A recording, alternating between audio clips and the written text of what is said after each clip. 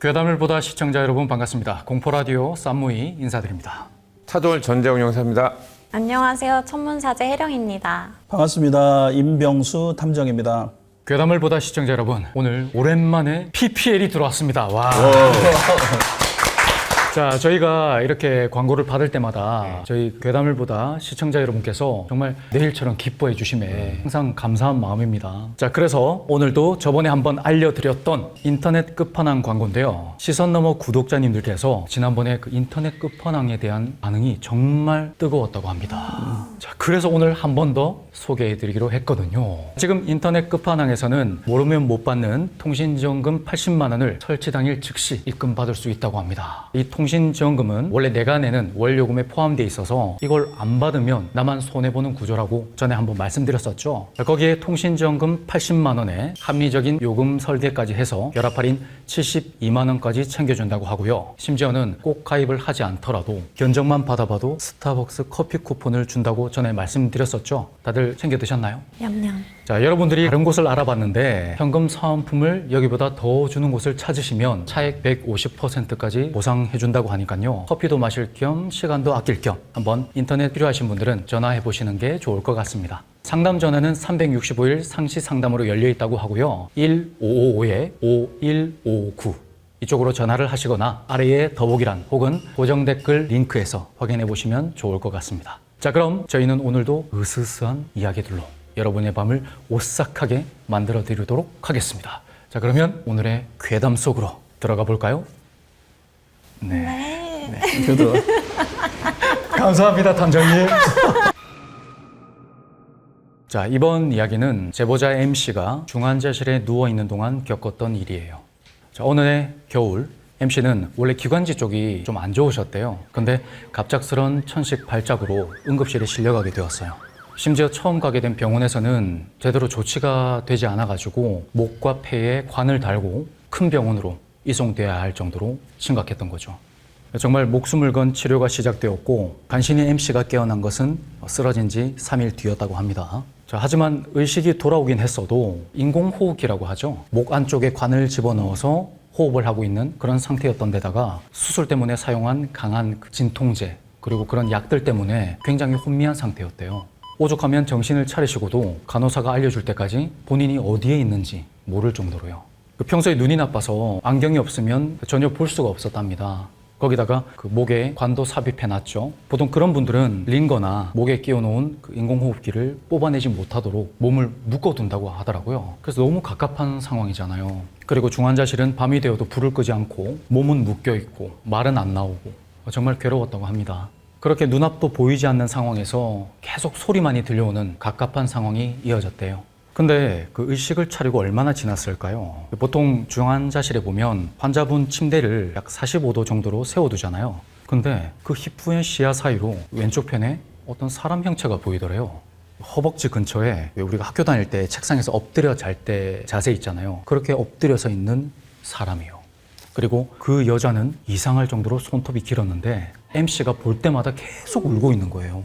근데 이게 아내분이라고 하기에는 그 찾아오는 간호사분이나 아침마다 찾아오는 의사분들이 이 여자를 전혀 신경을 안 쓰더라는 거죠. 누가 봐도 이상한 상황이잖아요. 근데 MC는 당시 여러 가지 괴로운 상황들 때문에 그 여자를 그렇게 신경 쓸 상황이 안 됐더래요. 아까도 말했지만 몸이 너무너무 깝깝한 그런 상황이잖아요. 손도 묶이고 말도 안 나오고 눈도 안 보이고 그런 상황에서 거의 하루가 1년같이 느껴지더라는 거예요. 그렇게 겨우겨우 그저 갑갑하다는 생각에 절어서 하루하루를 버텨내신 거죠. 자, 그러던 어느 날 수면제에 취해서 잠이 들었다가 깼는데 병원 풍경은 온데간데 없고요. 갑자기 계곡에서 눈을 뜬 거예요. 그리고 저쪽에서는 아내와 아이들이 물장구를 치며 놀고 있고요. 그래서 MC가 내가 병원에 있었던 게 꿈이었구나 그러면서 긴장이 확 풀리더래요.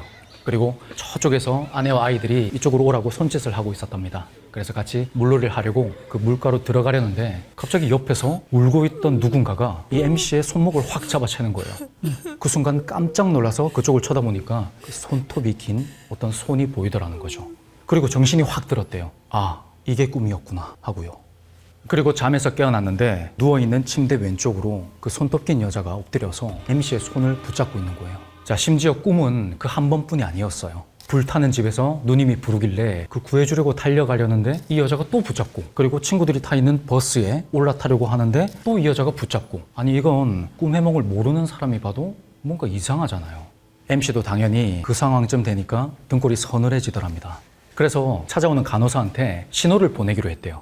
몸이 묶여있는 상황이고 목에 호스가 들어가서 말을 못하는 상황이잖아요. 그 묶여있는 채로 몸을 이렇게 뒤채고 끙끙거리고 그리고 눈을 껌뻑껌뻑거리면서 신호를 막 보냈던 거죠.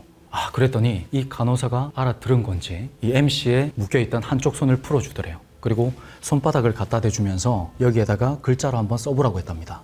아, 드디어 말이 통하겠구나 싶었던 MC는 손가락으로 천천히 제일 궁금했던 걸 물어봅니다. 옆에 이 여자 누구예요? 하고요.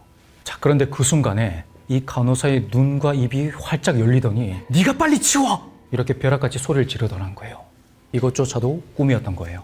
이게 선망 같다고 해야 할까? 그러니까 꿈과 현실이 너무나도 혼동되는 그런 지경까지 간 거예요. 자, 그리고 마침내 아침마다 봐주러 오던 그 의사 선생님이 오셔서는 이제 일반 병실로 가도 되겠습니다 라고 하시더래요. 그리고 묶였던 것도 풀고 목에 있던 호수도 빼서 그 코에 꽂는 걸로 바꿔주시고, 야, 그때는 너무너무 상쾌하더래요. 자, 그리고 MC가 침대에 실린 채로 일반 병실로 옮겨지는데 앞쪽에서는 남자 간호사가 끌고 뒤쪽에서는 여자 간호사가 밀어주고 있었어요. 그렇게 천천히 이동하는 와중에 이 뒤에서 밀던 여자 간호사가요, MC한테 살짝 다가오더니 이런 말을 합니다. 야, 씨발 진짜 안 죽네 너. 자, 그 말에 놀라서 고개를 돌려보니까 그 저쪽 코너 너머로 사라지는 그 중환자실, 그 안쪽에요, 그 사람 머리통이 우글우글 하더라는 거예요. 마치 무슨 전시라도 해놓은 것처럼 그렇게 떠 있는 거예요. 그리고 그 수십 개의 머리통이 일제히 무표정으로 그 MC 쪽을 바라보고 있어요. 그 순간 눈이 번쩍 뜨이더랍니다. 주변을 둘러보니까 아직 눈은 뿌옇고 목 쪽은 답답하고 몸은 묶여있는 상황. 알고 보니까요, 처음에 한번 의식을 되찾았을 때 그때 이후로 한 번도 고비가 온 거였어요. 이 MC가 돌아가실 정도로요. 그리고 그 약 때문인 건지 계속 그런 이상한 꿈들을 꿔갔던 거죠. 아, 이게 다 꿈이었구나. 그렇게 숨을 헐떡이며 헉헉대고 있는데 바로 그때 그 왼쪽에서 그 엎드려 있던 여자 있죠. MC를 자꾸 붙잡았던 그 여자가 움직이더래요. 그러더니 MC에게 다가와서는 이런 말을 하더랍니다. 야, 수고했다. 수고했어.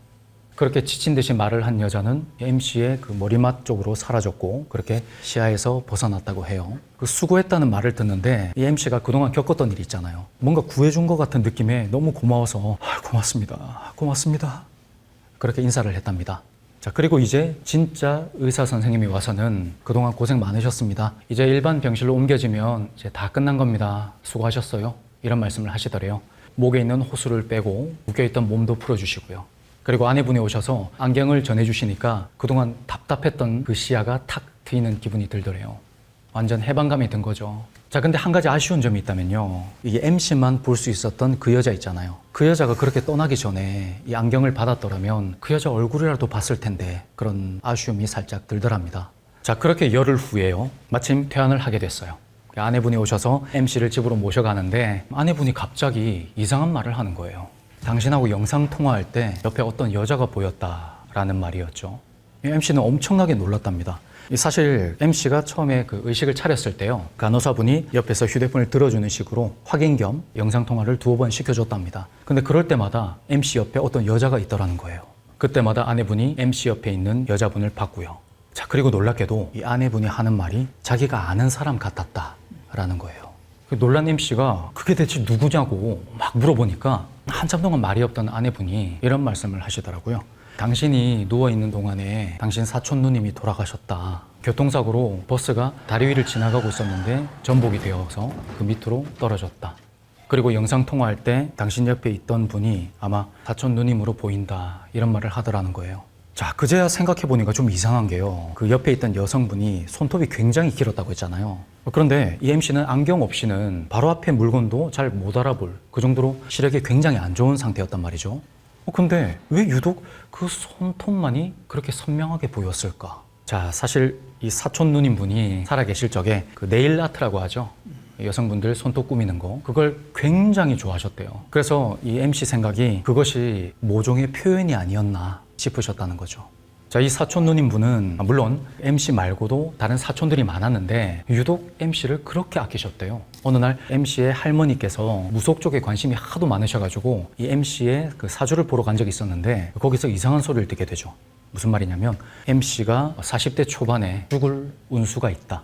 사문이 열려 있다. 이런 말을 하니까 그 말을 전해들은 이 사촌 누님분이 내가 있는 한 너 절대 누가 못 데려가게 할 거다. 이런 말씀을 하실 정도로요.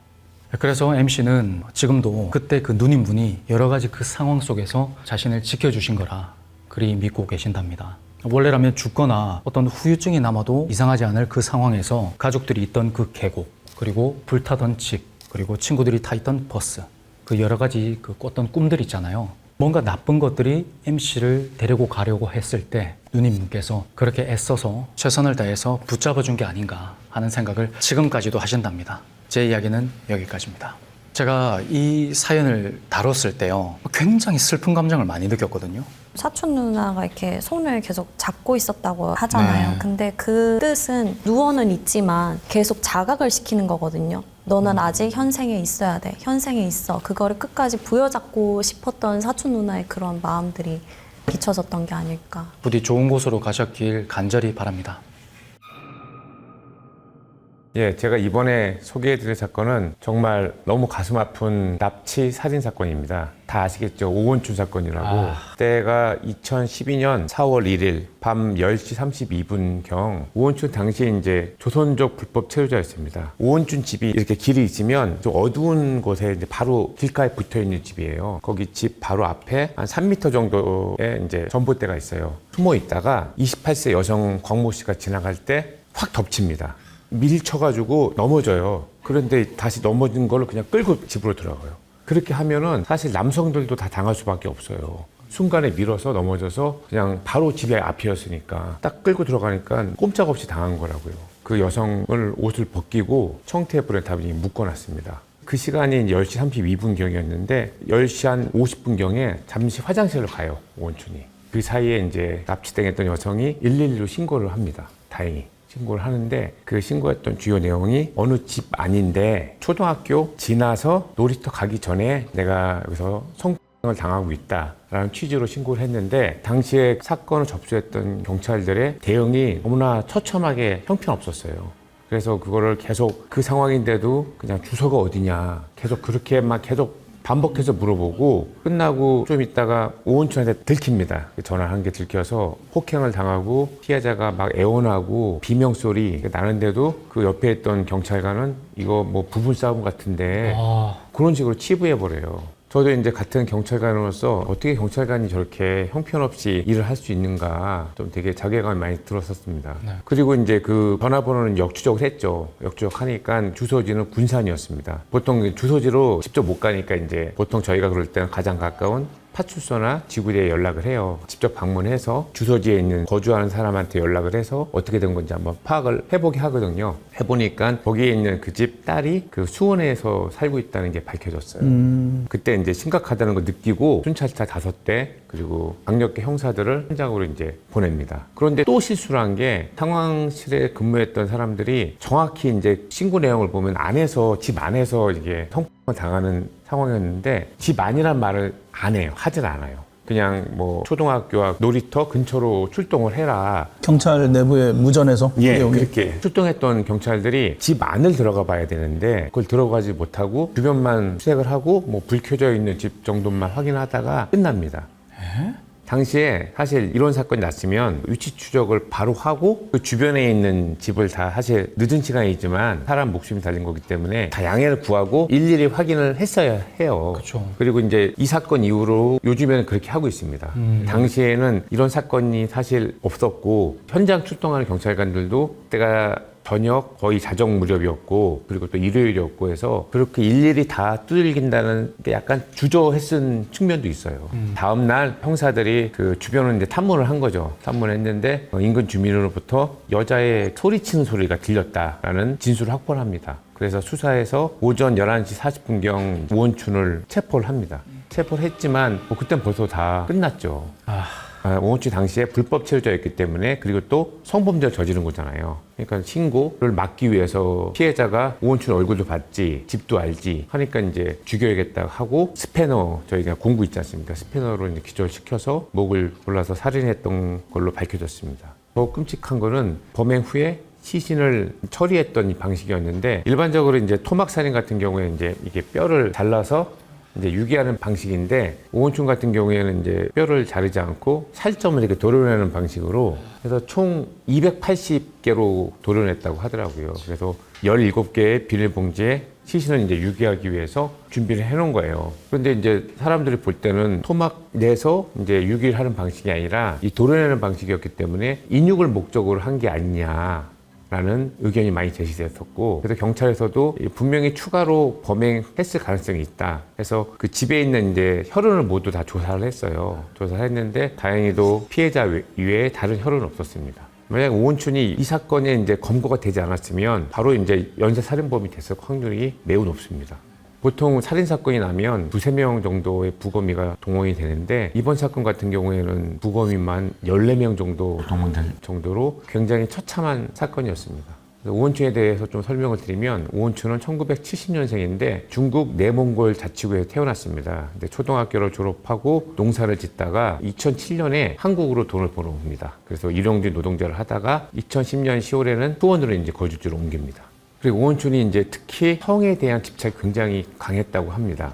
돈도 그렇게 많이 벌지 못했을 텐데 자기 월급의 20% 이상은 성매매에 사용을 했고 그 휴대폰의 안에서도 이제 음란 사진이 수백 장 있었다고 합니다. 이 범행을 이렇게 대담했는데 오원춘의 심리 검사 결과 굉장히 내성적이고 그리고 이제 열등감이 심하고 인간관계도 굉장히 잘 하지 못했다라고 이제 분석이 됐습니다.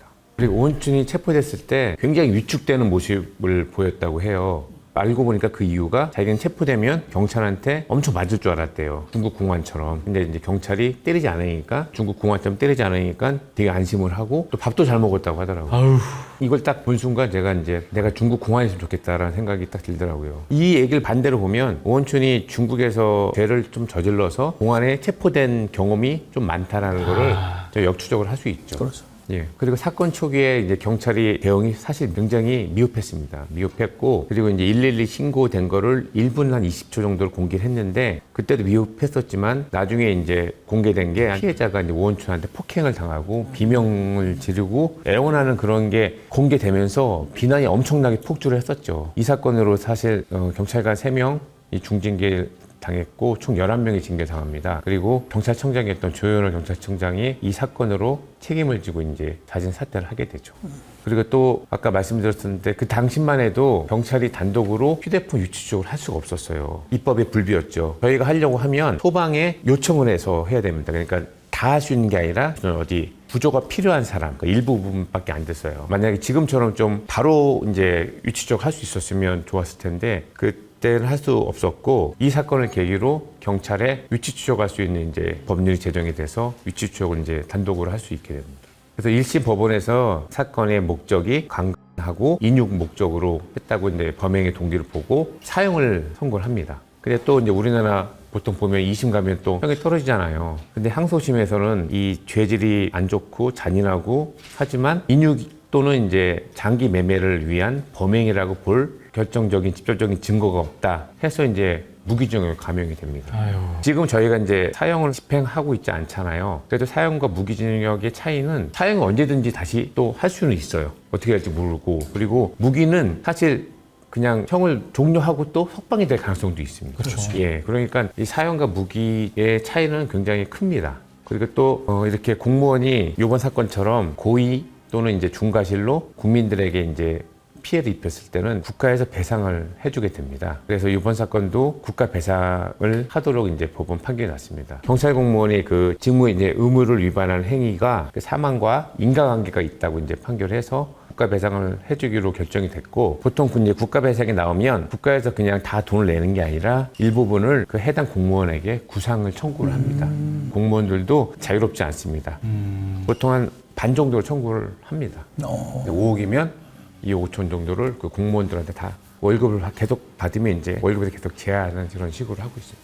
저도 이제 경찰 생활을 하다 보면 저희가 이제 업무하는 게 루틴한 업무도 있지만 한 사건이 발생하면 굉장히 좀 알 수 없는 업무들 많아요. 그렇죠. 그러니까 평소에 최악의 상황을 항상 저희는 얘기하는 게 최악의 상황을 가정해서 최선의 준비를 해야 된다.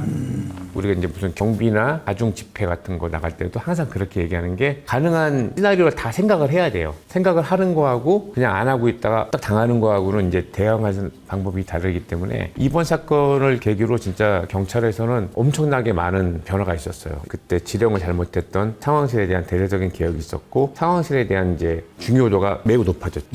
저도 상황실장을 한 2년 정도를 했었습니다. 예전에는 그렇게 이렇게 주목받지 못했던 부서였어요. 근데 지금은 상황실 굉장히 중요한 부서다라는 인식이 많이 퍼지게 됐고 아무튼 이게 아무런 죄도 없는 젊은 여성이 나쁜 놈 때문에 이렇게 피해를 보고 이제 사망했다는 생각을 하면 너무 가슴이 아프고 그렇습니다. 이게 누구가 될 수가 있어요. 우리 가족이 될 수 있고 그 생각을 해보면 정말 준비를 잘하고 대응을 잘하겠다는 생각이 듭니다. 이 피해는 진짜 우리 가족, 아는 지인분 누구나 다 당할 수 있는 범죄라고 생각이 됩니다.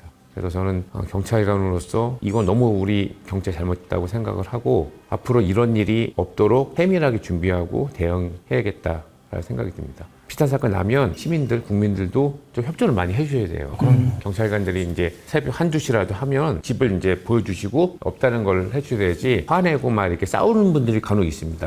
그러면 이게 체크하는 경찰관들 입장에서는 너무 힘든 거예요. 내가 누를 때마다 싸워야 되니까. 이 주변에 이제 이런 신고가 요즘에도 간혹 납니다. 저도 많이 겪었고, 요즘에는 그 경찰관들이 미안하지만 양해를 구하고, 사실 이런 사건 때문에 위치가 여기에 왔다 하면 대부분의 시민들은 협조를 잘 해주시는데, 간혹 이렇게 싸우시는 분들이 있어요. 협조를 안 해주시는 분들이. 많이 협조를 해주시면 좋을 것 같습니다.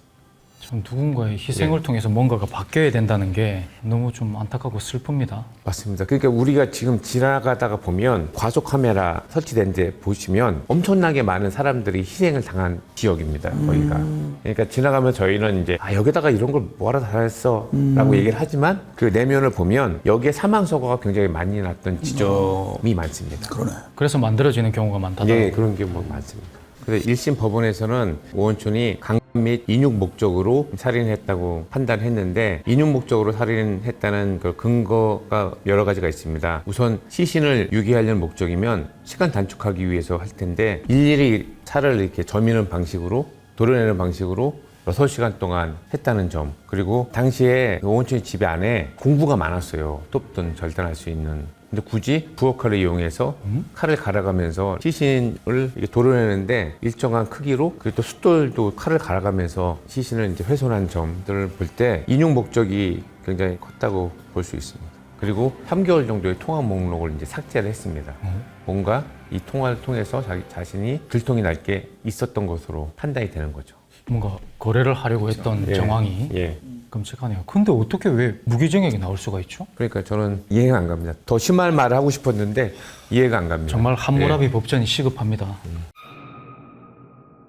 오늘 제가 들려드릴 말씀은 실종 관련 이야기고요. 실종의 여러 가지 원인들이 유추될 수가 있는데 그중에 뭐 흔히 얘기하는 뭐 장기 밀매나 뭐 인신매매나 그런 관련된 이야기를 좀 해보려고 해요. 많이 좀 최근에 이슈가 되고 있는 거는 TV에서 어제도 그렇고 뭐 그저께도 그렇고 되게 많이 나오고 있는데 우리 MZ 세대 젊은 친구들이 취업이 사실 많이 안 되지 않습니까? 계약직이나 알바나 뭐 이런 것들을 많이 하고 있고 기성세대보다는 훨씬 더 취업이 안 되고 고용불안에 시달리고 있고 그런데 동시에 또 생활 어떤 패턴을 보면 SNS나 이런 부분들의 베이스한 생활들을 많이 하고 있는 게 또 MZ세대들의 특징이거든요. 그럼 어쨌든 개인 SNS, 인스타그램이나 이런 것들을 기반으로 생활을 하고 있는데 SNS, 즉 뭐 인스타그램이나 최근에 이제 모바일 앱, 당근 앱이나 이런 것들로 접근을 하는데 그 접근의 키워드가 고수익 알바 또는 해외 파견 근무 이런 식의 키워드를 가지고 접촉을 합니다. 실제 최근에 저한테 이제 제보 들어온 사건들도 굉장히 많고 제가 이제 관련돼서 지금 뭐 비용을 안 받고 진행하는 건들도 많이 있는데 국민들이 알기에는 캄보디아 취업 사기로 많이 알고 계세요. 맞아요. KBS 창이나 이런 프로그램에도 최근에 많이 나오고 있는데 제가 통계를 찾아보니까 2023년까지 캄보디아나 동남아시아에 납치된 한국인이 10명이 안 됩니다. 한 해에 3명, 4명, 5명, 7명 이래요. 근데 2024년에 200여 명으로 늘어나요. 실제 통계가 그렇습니다. 2025년은 상반기만 200명이 넘어갔어요. 지금 실제로 언론에 나오는 건데 갑작스럽게 작년부터 우리 MZ 친구들이 캄보디아나 동남아시아의 취업 사기로 감금돼서 가혹행위를 당하거나 폭행을 당하고 심지어는 사망한 사건들이 지금 나오고 있어요. 맞습니다. SNS로 접근을 해서 우리의 회사의 본사는 영국이나 미국에 있는데 캄보디아 지사, 미얀마 지사에서 고급 인력을 채용한다. 이런 채용 광고로 어프로치를 하는 거예요. SNS로 접근해서. 그러면 굳이 뭐 나한테 이런 일들이 왜 올까? 나한테 이렇게 취업을 할 수 있는 기회가 나한테 왜 올까라는 의문을 당연히 제기를 하죠. MZ 세대들이 똑똑하기 때문에. 근데 이제 그럴싸하게 현혹을 한다라는 거예요. 그래서 영어가 능통한 사람을 우리는 채용을 하고 있고, 또 그러면 그 사람들이 접촉을 할 때 어떤 회사 정보나 이런 것들을 공개해서 하는 것보다는 텔레그램이나 뭐 이런 약간 좀 비밀스러운 방법으로도 접근을 하거든요. 젊은 사람들한테. 그럼 이 부분에 대해서는 우리가 뭐 IT나 보안 쪽의 업무를 담당하는 회사이기 때문에 긴급하게 비밀스럽게 어떤 전문 인원을 채용한다. 그럴싸하게 포장을 하는 거예요. 핑계 그래서, 되게 좋네요. 네, 그래서 똑똑한 MZ 친구들도 거기에 이제 현혹이 되는 경우가 생기고, 그렇다면 내가 요즘에는 이제 대학 나온 친구들이 대부분이지 않습니까? 그런데 계약직으로 근무하고 아르바이트를 전전하고 아니면 취업을 못하고 있는 상태에서 어떤 생활의 퀄리티는 굉장히 높단 말이에요, 요즘 친구들이. 그래서 약간의 이제 본인에 대한 어떤 오판을 하기 시작하는 요인이, 그래 이제 나의 능력을 알아봐주는 글로벌 회사가 생겨난 거야. 이제 나한테도 기회가 왔고 내가 이렇게 좀 급이 낮은 계약직으로 근무한 사람이 역시 아니었지, 뭐 이렇게 판단을 해버리는 거예요. 그래서 여러 가지 원인들로 인해서 취업 사기를 유인을 하는데, 뭐 비행기 값도 거기서 대주고, 당신네들이 여기에 오면 우리가 이제 환대를 해가지고 근무 숙식이나 이런 거 다 제공하고 이런 식으로 접근을 합니다, 실제로. 그래서 휴대폰이나 노트북이나 여권이나 이런 걸 가지고 이제 공항에 들어가면, 프롬펜 같은데 들어가면 사람들이 나와 있겠죠. 차에 탈 때까지는 많이 환대를 해주고 그러는데 차에 타자마자 다 뺏어버리는 거예요. 핸드폰, 노트북, 여권 이런 것들을 싹 뺏어버리고, 핸드폰 안에 우리 친구들이 이제 SNS 같은 걸 하지 않습니까? 그럼 그 SNS, 인스타그램이나 페북이나 이런 것들에 관련된 친구들이 떠요. 그리고 연락처에 주소나 이런 가족, 친구들의 연락처까지 그들 손안에 다 들어가는 겁니다. 그럼 그 사람들한테 전부 다 메시지를 보내요. 복사하기 해서. 그 사람의 납치되어 있는 상황이나 아니면 금전관계가 있다라는 내용을 찍거나, 또는 이제 조금 더 지나고 나면 폭행을 해가지고 멍자국이 있거나 이런 내용들을 찍어가지고 주변 사람들한테 보냅니다. 그래서 두 가지를 요청을 하는데, 첫 번째는 이제 인질을 삼은 거죠. 돈을 보내라. 내가 당신의 자녀, 당신의 친구를 이렇게 감금하고 있으니까 돈을 보내라. 돈을 보내는 방식은 비트코인이나 이런 방식으로 받아냅니다. 자, 그 사람 자체가 이제 돈인 거예요. 몇 천만 원을 보내라. 근데 영상통화도 시키고 뭐 텔레그램이나 이런 걸로 통해가지고 확인도 시켜준다라고 해요. 이 사람이 딥페이크나 딥보이스로 어떤 디지털 납치도 요즘에 많이 벌어지고 있거든요.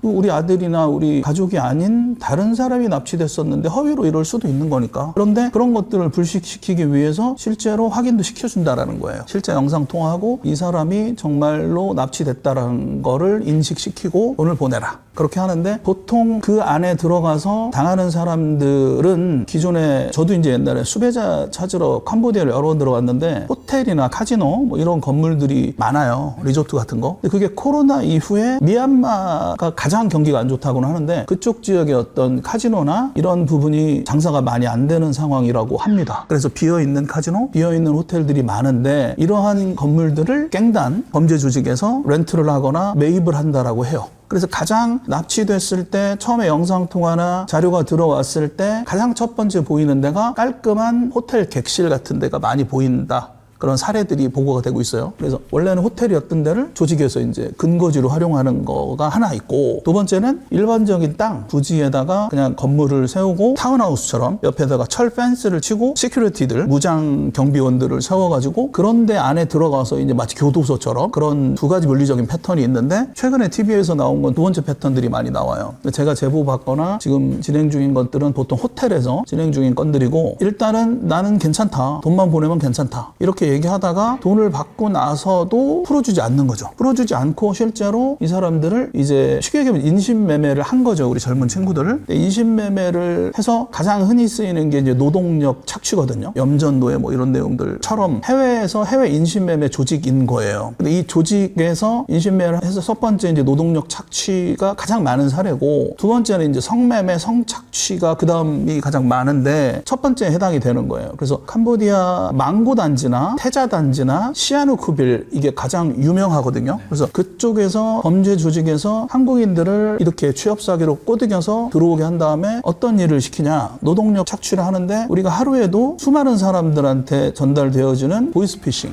로맨스 스캠, 불법 카지노 이러한 것들에 대한 전화 텔레마케팅을 하게 만드는 거예요. 옛날에는 보이스피싱이 전화가 오면 뭐 많이 당황하셨어요 이런 약간 조선족이나 이런 말투들의 보이스피싱이 많았는데, 지금 들어오는 보이스피싱은 그냥 한국 사람들이에요. 그 한국 사람들이 대부분 납치된 피해자라는 거죠. 취업 사기에 돼서 들어갔는데 범죄의 툴로 활용이 되는 거예요. 실제로 한국 사람들이 가장 넘버원 타겟이고, 이 사람들은 납치하면 그리고 핸드폰과 여권과 노트북만 뺏으면 어떻게 해서든 돈이 나온다. 쪽같이 쫙 뿌려버리면 그게 이제 가장 많고, 한국뿐만 아니라 일본 사람들도 똑같은 방식으로 납치를 합니다. 이 사람들이. 그래서 일본 사람들은 일본 사람들에게 보이스피싱을 하게 만들어요. 중국인도 마찬가지고. 근데 이 조직을 움직이는 범죄 조직이 중국 삼합회 조직 또는 그 유사한 깽단 조직입니다. 그래서 우리나라 경찰에서 이제 이런 사례들이 발생이 되면 경찰에 일단 신고를 하거든요. 경찰에 신고를 하면 위치 추적 같은 걸 경찰이 한단 말이에요. 연락이 안 되고 뭐 이런 SNS 이런 내용들이 나왔다라고 하면, 그러면 경찰에서 위치 추적을 했을 때 불가하다 또는 위치 추적이 한국으로 안 뜬다 뭐 이런 식의 응답이 나온다고 해요. 그럼 이거는 해외로 나간 것 같다 이런 방식이 나오고, 그래서 경찰에서 할 수 있는 거는 뭐 인터폴 쪽에 요청을 해서 인터폴을 통해서 뭐 사안이 중하면 우리 뭐 범죄도시 4에 나온 것처럼 인터폴 형사들이 가서 일망타진하고 오는 그런 가능성도 있을 수 있겠지만, 지금은 어쨌든 2003년에는 10명도 안 되는 납치된 희생자들이 2024년부터 200명 이상으로 올라갔고, 2025년도에도 200명대 이상을 유지하면서 언론에서 많이 지금 이슈가 되고 있는 상태거든요. 쉽게 얘기하면 인신매매이니까. 그러니까 인신매매가 나중에 이제 어떻게 쓰여지고 뭐 나중에 이제 장기밀매나 이런 가능성까지 제기가 되는데, 일단은 키드냅, 납치하는 개념이기 때문에 이건 사안이 매우 심각하죠. 그래서 경찰에서는 인터폴에서 직접 가서 할 수도 있고 그 나라의 경찰에 공조 요청을 할 수도 있다라고 제가 알고 있는데, 문제는 캄보디아 경찰이 매우 부패돼 있기 때문에 실제로 소탕 작전을 벌여요, 얼마 전에.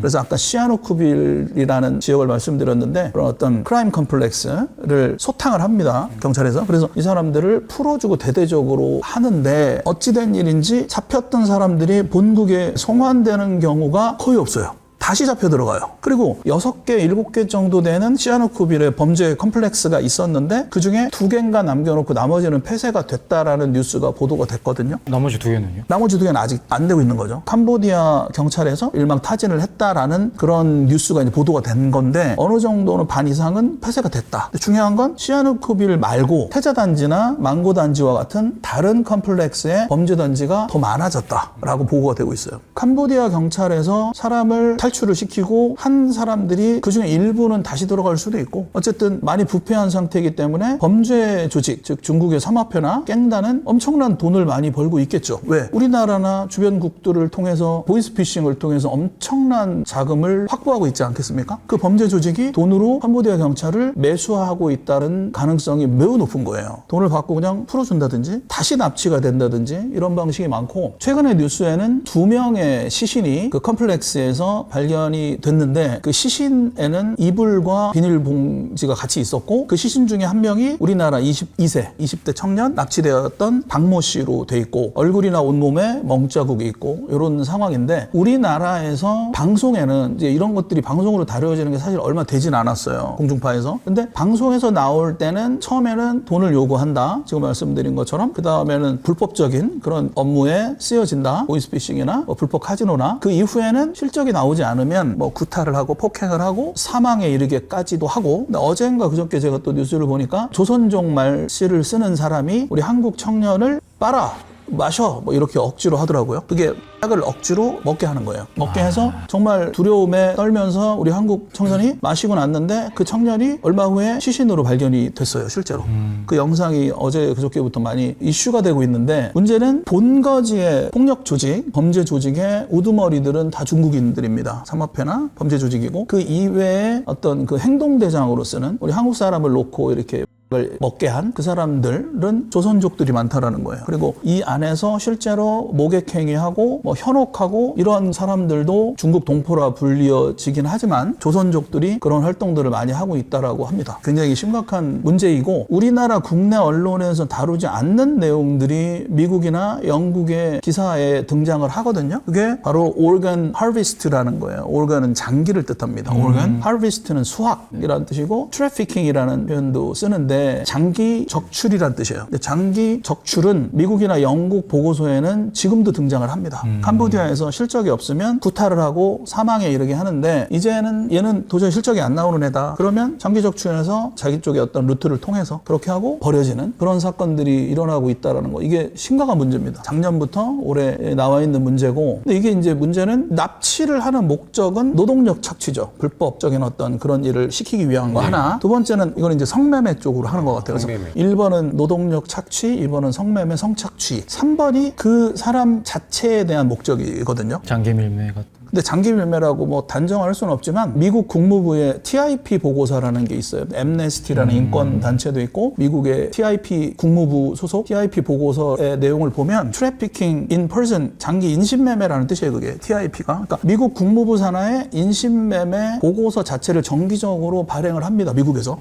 이 대부분의 내용들은 팩트에 어떤 근간을 두고 있고 대부분의 어떤 사례들이 중국입니다. 그러니까 중국은 충칭경찰학교라는 곳에서 뇌사기 라는 거를 만들어내요. 뇌사기라는 게 뭐냐면 어떤 기계를 만들어서 사람의 척수, 측두부나 후두부를 가격해가지고 머리를 죽이는 거예요. 그러니까 뇌사라는 개념 많이 들어보시죠? 네. 식물인간. 네. 뇌사라는 개념은 사람의 머리는 죽었는데 몸은 그대로 살아있는 상태를 뇌사라고 합니다. 살아있는 사람을 고의적으로 뇌사 상태를 만드는 거고 그게 충칭경찰학교에서 나온 기구이고 그 기구를 중국 정부에서 특허까지 내줍니다. 살아있는 사람을 뇌사 상태로 만드는 그러한 기구의 목적이 뭘까요? 살아있는 사람을 뇌사 상태로 만들려면 이 장기는 가장 우리나라에 보면 국립장기조직기증원이라는 국가기관이 있어요. 우리나라는 장기 등 이식에 관한 법률에 의거해서 자발적인 기증 말고는 다 불법이에요. 팔고 살 수가 없습니다. 가장 많이 팔리는 게 신장이고 그 다음에 간입니다.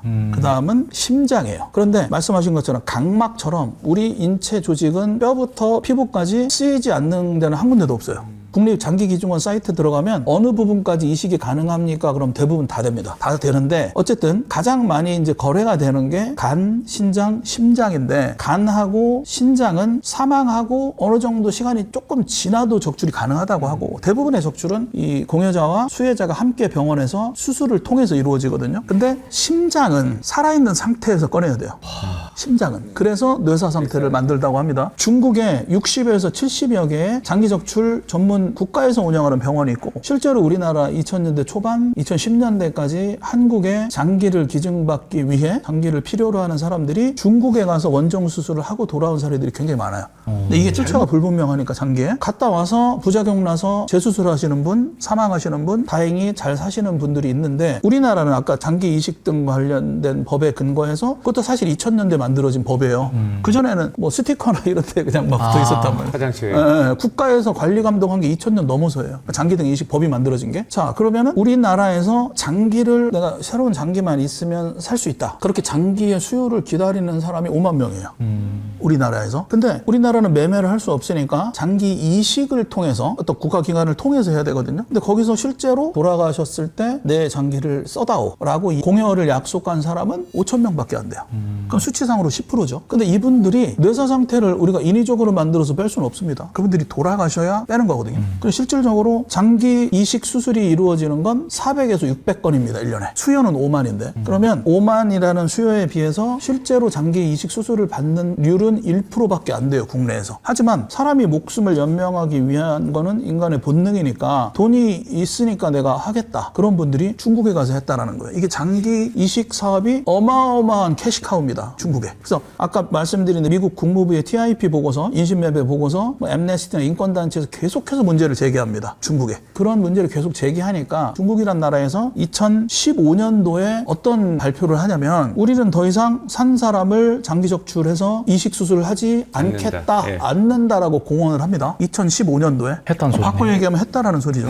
근데 우리나라에서 장기 이식 수술을 받으려면 수개월, 수년을 기다려야 돼요. 그것도 언제 될지 모르지만. 근데 중국이란 나라는 가면 빠르면 1, 2주, 늦어도 한두 달 안에 수술이 이루어진다라는 거예요. 그럼 이 장기가 공급원이 대기하고 있다라는 말이 되죠.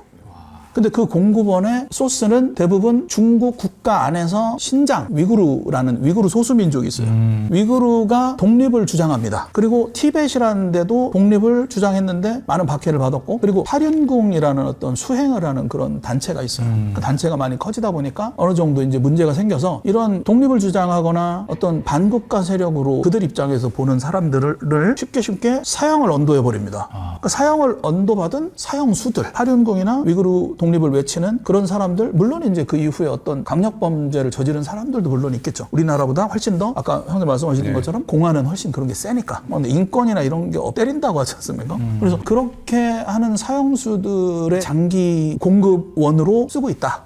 라는 제보들이 엄청나게 많은 거죠. 산 사람을 그대로 적출했다. 그런 것들이 나오면서 이제 인권단체에서 문제를 제기하니까 2015년도에 우리는 더 이상 사형수를 포함하는 산 사람에 대한 장기 수술을 하지 않겠다라고 이야기를 하지만 지금도 많이 되고 있다라고 저는 생각을 하고 아무래도 눈치는 좀 볼 수 있겠죠. 중국에서. 그래서 이게 동남아시아로 많이 이제 이동을 합니다. 예, 그래서 막 코로나가 터지고 경기가 안 좋아지고 하니까 뭐 그 미얀마 같은 나라는 완전히 최빈국 나라 상태까지 지금 떨어져 있거든요. 그리고 아까 말씀드린 뭐 캄보디아나 이런 뭐 도박, 호텔, 카지노 이런 사업도 코로나를 기점으로 굉장히 안 좋다고 해요. 그러니까 이제 거의 크라임 컴플렉스나 이런 식으로 활용이 되거나 전환이 된 거죠. 미얀마나 이런 부분 쪽으로 다 동남아시아 쪽으로 많이 퍼져나간 상태입니다. 그러니까 뭐 잘 아는 뉴스가 있는데 네팔이라는 나라에서는 한 마을이 전부 다 사람들이 신장이 없어요. 왜냐하면 신장은 떼어내도 다 자라나라고 교육을 시킵니다. 브로커들이. 지금 장기 적출이라는 건 제가 이제 이런 얘기를 최근에 작년부터 막 얘기를 하면 악플도 달리고 하는데 장기가 자동차 부품인 줄 아냐 마 이러면서 뗐다 붙였다 하게 이렇게 얘기하는데 장기 이식 수술은 공여자와 수혜자가 함께 병원에 가서 수술을 합니다. 예. 공여자, 수혜자, 의사 이런 세 박자가 다 맞아 떨어져야 되기 때문에 이들을 연계시킬 수 있는 전문적인 브로커 조직이 있어요. 그 브로커 조직이 모객도 하고 수술 집도도 하고 그다음 사형수들을 꺼내와서 수술을 시키려면 사형수들을 꺼내려면 누가 꺼냅니까? 교도관들이 꺼내죠. 국가 공무원이잖아요. 그러니까 국가 공무원과 연계를 시킬 수 있어야 되고 한국 사람들이 들어가서 막 해줄 수 있는 게 아니기 때문에 한국 사람을 중국 사람으로 신분 위조도 합니다. 그래서 공문서 위조 사건도 벌어지는 거고 이걸 이제 퍼펙트로 해줄 수 있는 그 브로커들이 지금도 활동을 하고 있다라는 거죠. 그래서 어쨌든 인신매매 사건이 벌어지면 쓰다가 불법적인 일에 사용하고 하다가 나중에는 이제 그냥 뭐 사망에 이르게 할 수도 있지만 그 어떤 장기 적출이나 이런 보고서들은 국내에는 아직 오픈은 하지는 않아요. 국내 언론에서. 근데 미국이나 영국에서는 그런 보도들을 많이 하고 있어요, 지금요. 한 해 우리나라에서 경찰청 통계상 실종되는 사람이 7만 명이 넘는데 그들의 대부분은 귀가를 합니다. 귀가를 하는데 발견되는 사람, 뭐 자발적 실종, 비자발적 실종 여러 가지를 다 빼고 한 1년에 한 300여 명 정도는 아예 붕 뜬 상태로 저는 보고 있거든요. 완전 실종이네요. 완전 실종이죠. 그러니까 그분들과의 어떤 인신매매와의 인과관계 뭐 이런 것들을 찾아낼 필요가 있다. 제가 좀 네. 보충 설명을 드리면 아까 우리 선장님께서 말씀하신 캄보디아에 있는 조직을 컴파운드라고 합니다. 컴파운드형 조직이라고 하는데 그들의 주요 목적은 보이스피싱이 가장 큰 목적이고 그 랜섬을 받는 거는 부수적인 거고 그리고 그 사람들 도망가지 못하게 하는 가장 큰 이유가 기술을 가리키는 거예요. 보이스피싱 기술을 가리키는데 이 전문가가 되는 거야. 이 사람이 보이스피싱 가리키면 얘는 전문 인력이에요. 왜냐하면 얘가 없으면 또 가리켜야 돼요. 얘는 전문 인력이기 때문에 얘를 가둬놓고 이제 교육을 시키는 거예요. 그래서 도망가면 막 손도 자르고 손가락 자르고 그리고 이제 그 미국 FBI 보고서에 보면 컴파운드형 조직이 한 50개 정도가 있다고 해요. 캄보디아 그쪽 국경 지역. 거기가 왜 그러냐면 일단 부패가 심해서 정부와 별타기를 많이 해요. 유착이 돼 있네. 예, 유착이 많이 돼 있고 그리고 이제 국경지대다 보니까 또 허술해요. 미얀마. 예, 미얀마 국경지대. 네. 그리고 이제 예전에 캄보디아, 미얀마 그런데 내전을 했잖아요. 그러니까 총기가 많아요.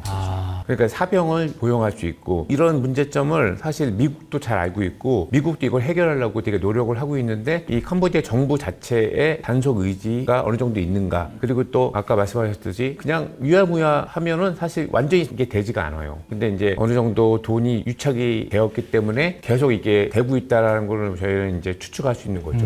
뭔가 유착이 되지 않으면 근절시킬 수 있어요. 근데 유착이 되어 있기 때문에 근절을 못 시키는 겁니다. 저도 예. 그것이 알고 싶다의 그 제보자로 나오셨던 분을 인터뷰한 적이 있는데 이분이 하시는 말씀이 그런 그 범죄 단지에 들어가게 되면 그런 고급 인력으로 키우잖아요. 예. 그럼 거기서 모든 생활을 다 가능하게끔 카지노도 있고 어떤 여자들도 있고 그런 생활들이 다 가능하도록 안 나가도 될 만큼의 생활을 하게 해준다고 하더라고요.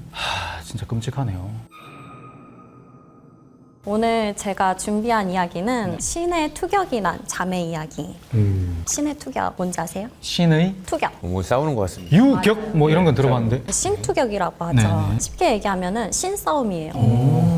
신싸움 그리고 신에 대한 질투. 왜 이야기가 이렇게 되냐? 저한테 이제 점을 보러 온 자매분이 있어요. 두 분이 계셨는데 그때 제가 너무 어릴 때 그 애동 때 이제 막 초반 아기 때였거든요. 근데 이분들이 이제 점을 보러 온 이유가 이분들은 항상 같은 걸 보고 같은 걸 느끼고 귀신을 보더라도 같은 귀신을 보고 그리고 꿈을 꾸더라도 같은 꿈을 꿔요.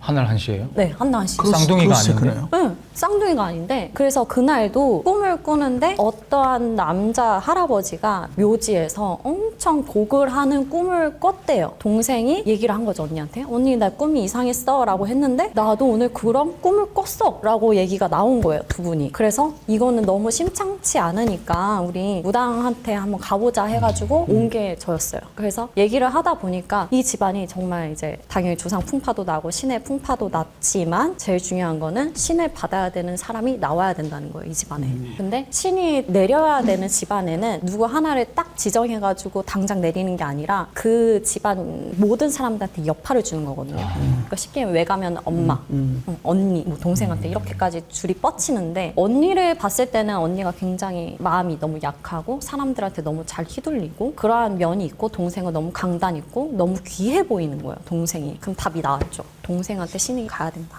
답이 나왔어요. 그래서 동생한테 언니보다는 동생분이 약간 조금 더 그 기운이 강하다라고 얘기를 해줬는데 언니가 그때 표정이 되게 안 좋았어요. 왜요? 자기가 하고 싶었던. 네. 자기가 하고 싶었던 거예요. 무당.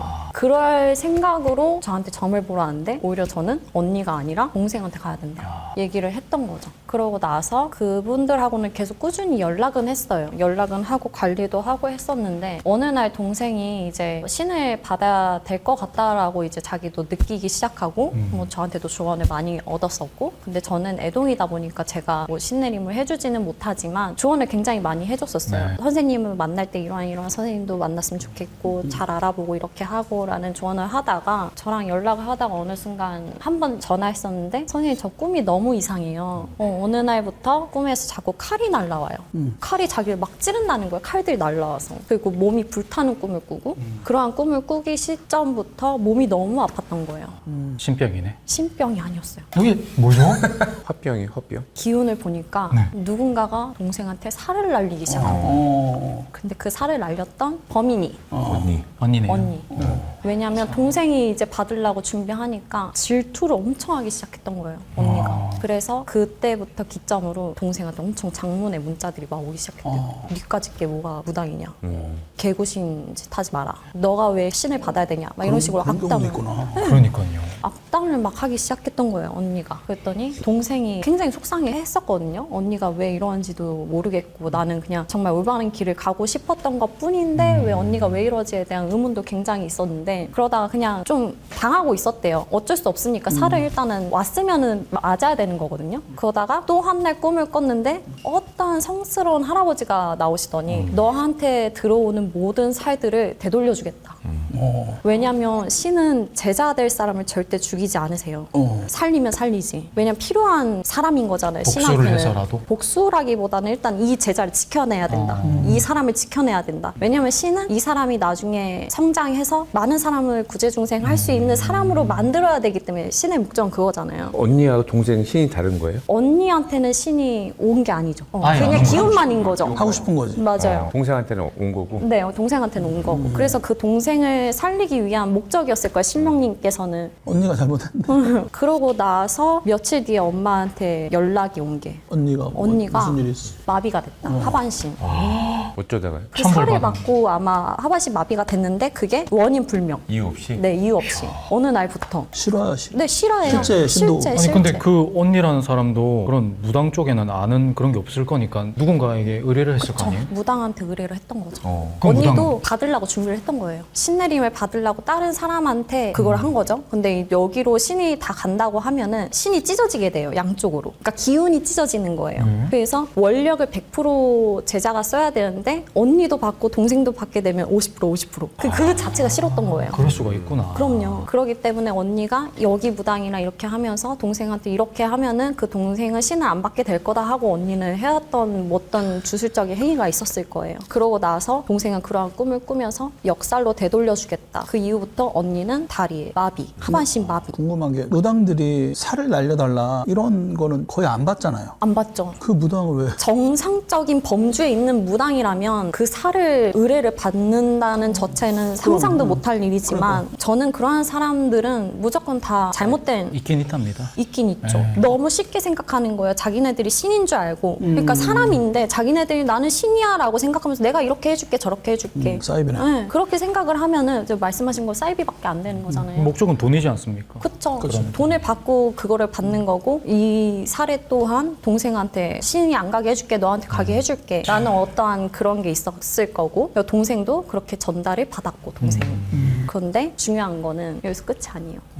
그러고 나서 이 동생이 계속 지속적으로 뭔가 그러한 문자나 이런 거를 받고 나서 이 동생 기도를 했을 때 그러한 기도를 받았다고 하는 거예요. 이 모든 너한테 왔던 모든 것들은 벌을 받게 될 것이다. 이건 절대 피할 수 없는 벌이다. 언젠가는 떨어진다. 다리 마비된 거 말고도 벌을 받는다.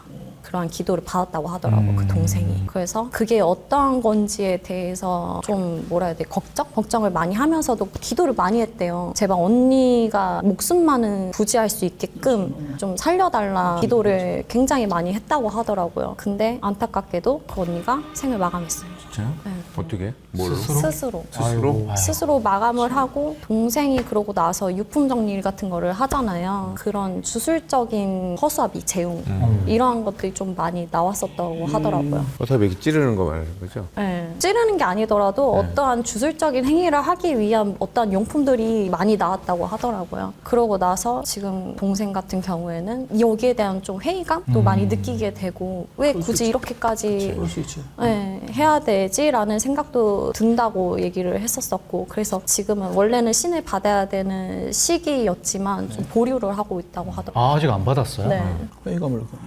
회의감을 많이 느껴서. 보면 요즘에 신을 안 받겠다고 하는 사람들이 많잖아요. 근데 또 받겠다고 하는 사람들도 많나요? 엄청 엄청 많아요. 많아요? 그러니까 요즘에는 진짜 이 매체가 갑자기 뭐 SNS든 이런 게 되게 활용이 많이 되잖아요. 그러면서 어린 분들이 생각하기에는 이거를 하면은 돈을 많이 번다. 무당을 하면은 돈 번다라는 인식이 좀 많이 강해진 것 같아요. 그리고 심지어 무당들도 야, 너가 돈 벌고 싶으면 이렇게 받으면 되지라는 그러한 말들을 점사를 볼 때 많이 한대요. 사람들한테. 무당들이. 그러니까 인식이 너무 잘못된 것 같아요. 무당이 돈을 많이 번다라는 인식. 그러니까 돈 벌려고 직업을 삼는 게 아니잖아요, 이게. 무당이라는 직업 자체가. 그러니까 사람들을 살리자고 하겠다는 그 사명감이 아예 없는 거예요. 자, 오늘 괴담을 보다 어떠셨습니까? 무시무시하게 들으셨나요? 아까 처음에 말씀드렸던 인터넷 끝판왕 기억하시죠? 가입하지 않더라도 견적 꼭 받아보시고 커피 챙겨 드시기 바랍니다. 저희는 다음 시간에 뵙도록 하겠습니다. 감사합니다.